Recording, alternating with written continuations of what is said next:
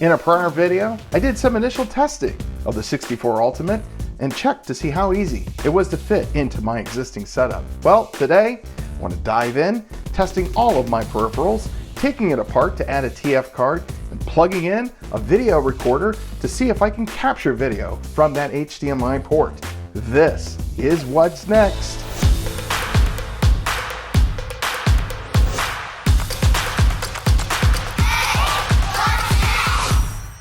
Well, the last video was quite popular, but I had a lot of questions from viewers in regards to some of the setup stuff. I've been responding, but I thought that we would go a little bit into a bit more detail than the last video. So let's get started with peripherals. The peripherals we're going to use today, we have the tape drive mechanism. We did a little testing of that in the last video. We have the Commodore 1541-2 disk drive. And we have the OKIMATE 10 thermal printer. And I have gotten all these to work, but there was definitely some configuration. So we're going to touch a little bit on the Ultimate menu as well. So I know one of the big questions that I had was, what about this disk drive? So I have a floppy here, disk number 1. And we're going to go ahead and get this inserted into the drive. And we'll do the standard load. One other piece of information to escape from the Ultimate menu, all you really need to do on the device itself is click Run Stop, and that will send you back to the main screen. Just an FYI, I didn't know that the first time. All right, now what I want to do is do the standard load command, and this is device 8. So if I hit return, all right, list that out. And then there is the programs that are on that disk. So I got it to work, but not originally. I did not get this to work, and I'm going to tell you how I fixed it. So the first thing that I want to do, in the prior video, I said that you have the option here on the side button to press up to get to the menu, but really all you need to do is just press Commodore and restore, and that will bring up the Commodore 64 Ultimate menu. You're going to notice that we have two built-in drives, drive A and drive B. Using my S key, I'm going to go down to drive A, and you're going to notice that I have disabled drive A, which has a drive bus ID of 8.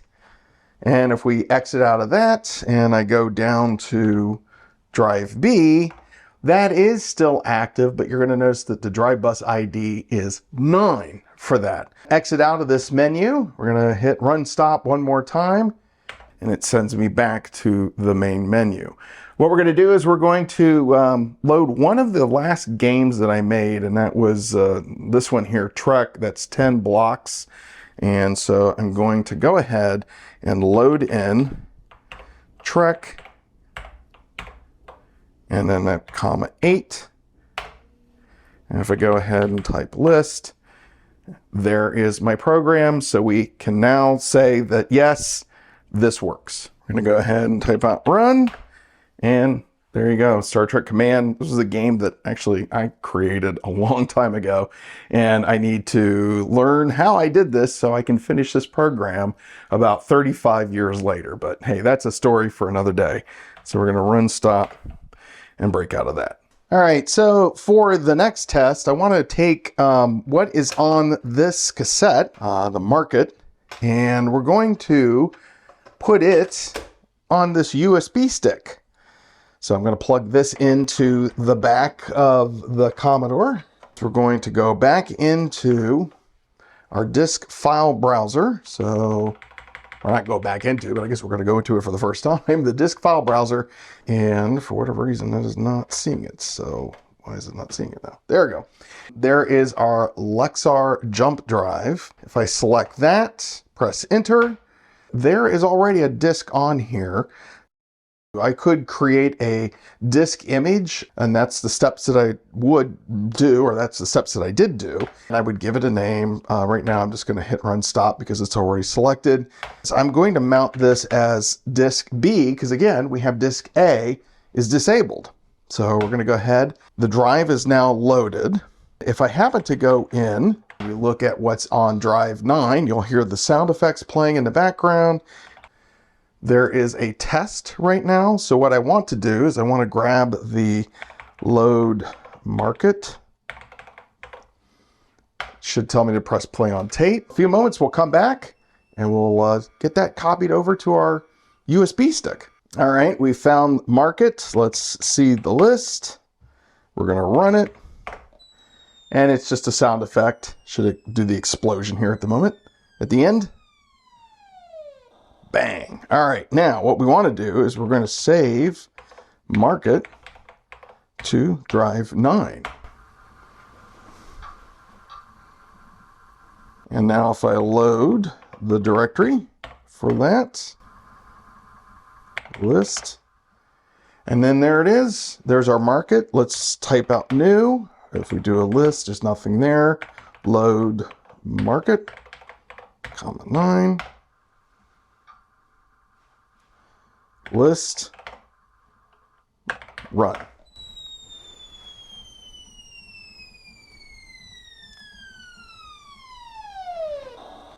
And there you go. We got a program copied from tape to my USB drive. Let's do a printout. And if you're wondering, the serial connection is from here to the drive, and then the drive to the serial connection on the back of the computer. So in this case, we're going to type out open.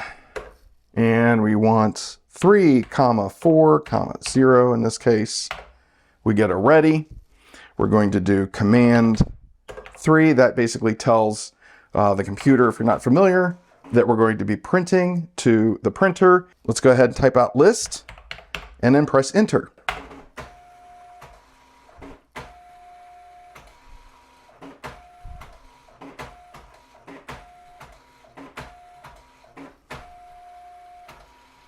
There's the code. Thumbs up on that one. It works.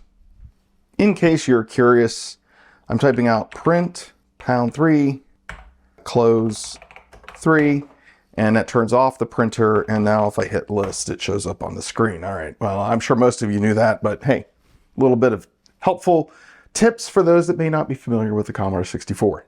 All right, in this last little bit, what I wanted to show was I have my FastLoad cartridge installed. Yes, that's a crappy print job. I got to redo that. What I want to find out is one of the applications that's on here takes 16 seconds to load without the FastLoad cartridge. Will it load faster? Let's find out. In this instance, what we're going to want to do, I'm going to have a stopwatch. We do know that I don't have it shown. Trust me, it was 16 seconds. I have my clock set to 0. And we want to run the Trek 2, so I'm going to load Trek 2, 8, and I'm going to press the start button here at the same time. Am I in the frame? There I am. 3, 2, 1.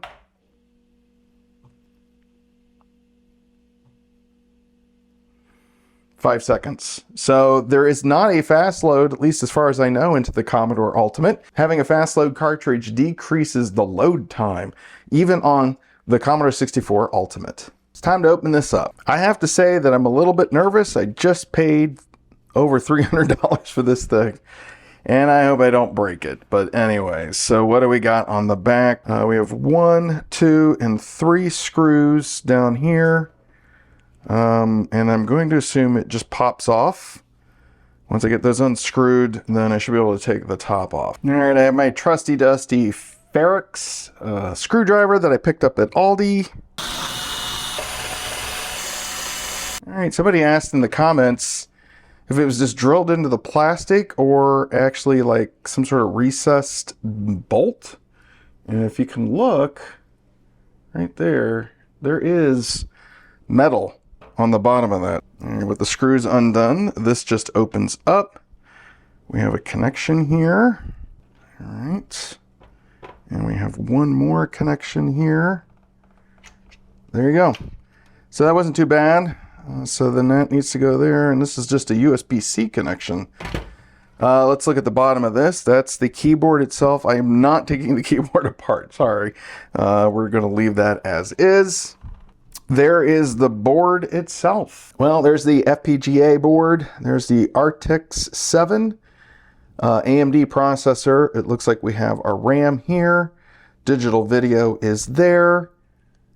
Version 1.2. Oh, and there's analog and videos over here as well. Next to it, there's a couple more connections, console buttons.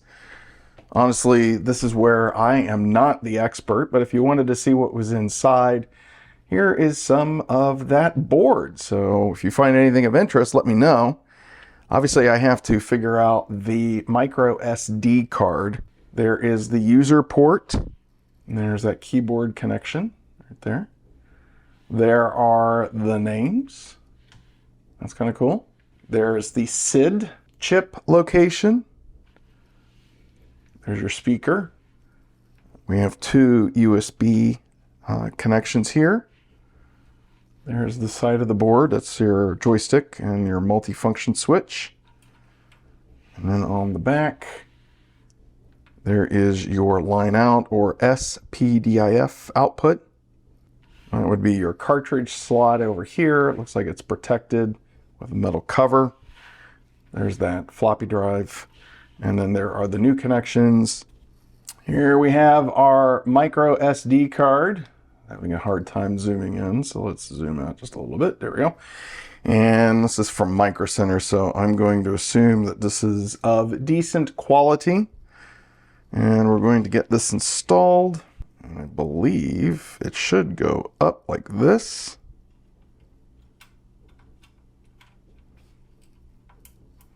Let's see if we didn't kill this computer. Let's get it all back together again. And again, for the person who commented, there is where the screws come in, and you can see that there is a metal piece there. So this is not screwed directly into the plastic. So the power light connection with the little feet here facing inwards towards the SID chips, they go into the top three connections there. And then we have our USB connection. This thing is tiny and short, but I think once that gets, yeah, that's going to get in there. There we go. Now I heard a snap. All right, so the thing is back together again. I'm going to test this, make sure that I didn't kill it. All right, everything is connected back up. We're going to go ahead, turn on the power button. Fingers crossed. We have an image on the screen. There we go. With the computer attached and everything, I'm going to go back into the menu, and we're going to go up to the disk file browser, and you're going to find your drive is right there. There is the SD card. I already have it set up as with a drive right here, disk 1. And again, I can mount that and put that on drive B. So I'm replacing what was in the USB. If we load this one, and we list it, you're going to notice that I've already putzed around and added a few programs. So there you go. And yes, Mr. T. A kid from the 80s, so why not name a program Mr. T? All right, on to the next thing. Let's do some video capturing. Well, we have that HDMI port on the back of the Commodore 64 Ultimate, and I have a screen capture device right here. And what I want to do is I want to get this connected up to the back of the Commodore and get this plugged in, and we're going to see if we can do some screen capturing from here, and then I'll show the results on the screen. So let me get that set up.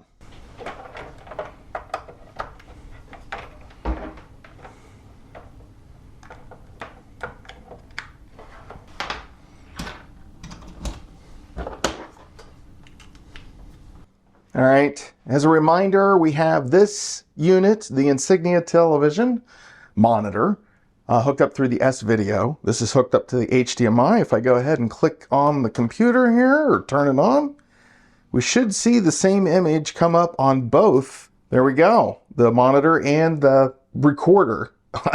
That's pretty slick. All right, let's do some testing here.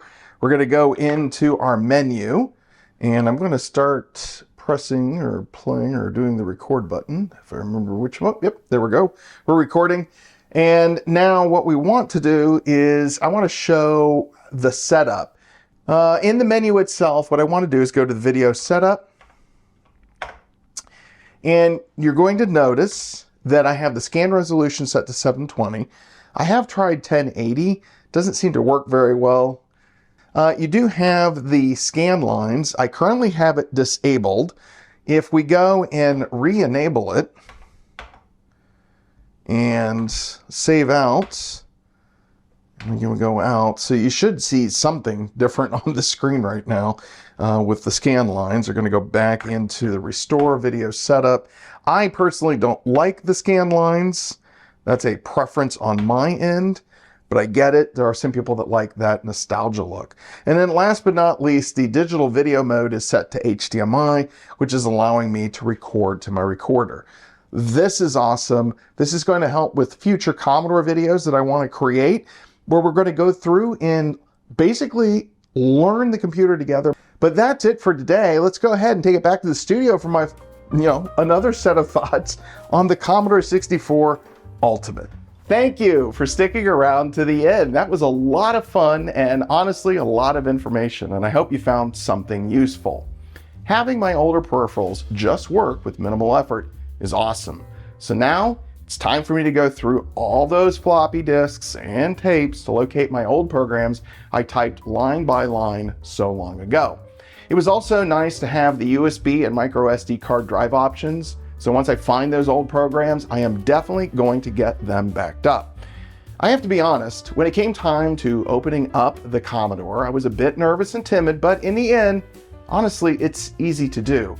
The new board layout is clean, and it was nice to see those additional expansion ports and connections, which maybe might make for some interesting future projects. Oh, and getting the microSD card installed was rather painless. And how about the ability to mirror the video output on 2 monitors? That is exciting.